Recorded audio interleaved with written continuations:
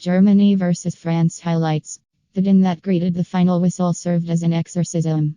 The French need never shudder again at the memory of traumas suffered at the hands of these opponents in Seville and Guadalajara 3 decades ago, or even the deflation endured in the steamy heat of the Moroccan at the last World Cup. They have wrested themselves free of the hold the Germans have had on them in competitive fixtures stretching back over half a century, and in the process removed the world champions from the tournament.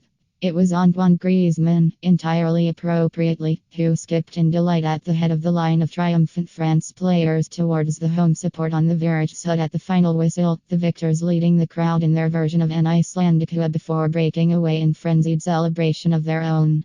Those crammed into the stand, where the Russians had infamously charged English supporters almost a month ago, bounced along in sheer delight, waving their tricolors and drowning out the music blared out of the PA system with a chorus of La Marseillaise. This was an outpouring of joy.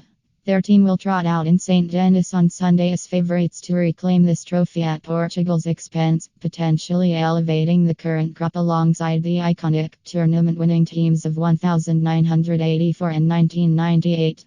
Those sides were inspired by Michel Platini and Zinedine Zidane respectively.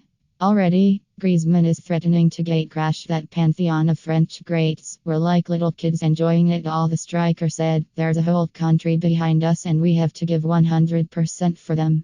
Now we have to win the final.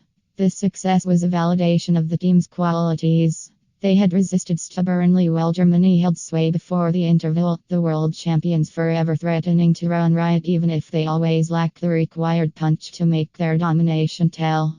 France held out, with Laurent Koscielny and Patrice Evra inspirational and Samuel Umtiti, on only his second appearance at this level, showcasing the maturity and quality that has recently earned a 24/6 transfer from Lyon to Barcelona.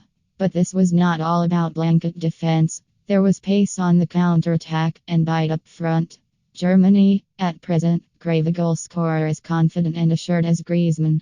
In time, the 25-year-old may come to view this as his coming of age. He will emerge at the Stade de France with the tournament's golden boot already as good as his, and with his name already being perused in the same breath as Platini's, his 2 goals here having swollen his tally to 6 this summer. He had demonstrated rare composure to convert the penalty in stoppage time of the first half that forced the French improbably ahead despite having missed a spot kick for Atletico Madrid in the Champions League final in May. His second goal, prodded into a gaping net after Paul Pogba had teased space from the substitute SHKODRA and Mustafi and Manuel Neuer could only palm the ball to the edge of the area, was pilfered with glee. Griezmann, like France, will hope success on Sunday plays a part in the healing process in the wake of the terrorist attacks of last November in Paris. His sister, Maud, had escaped unhurt from the Bataclan Theatre on the night when 130 lost their lives in the city and St. Denis, where the striker had been playing for France against Germany in a friendly. France, a nation gripped since by civic unrest at the government reform of labor laws, has needed a positive story on which to cling. Didier Deschamps' team have read the script even if, deep down, they will know fortune played its part in this semi-final success. Thank you for watching. If you like the video, like, share and subscribe our channel.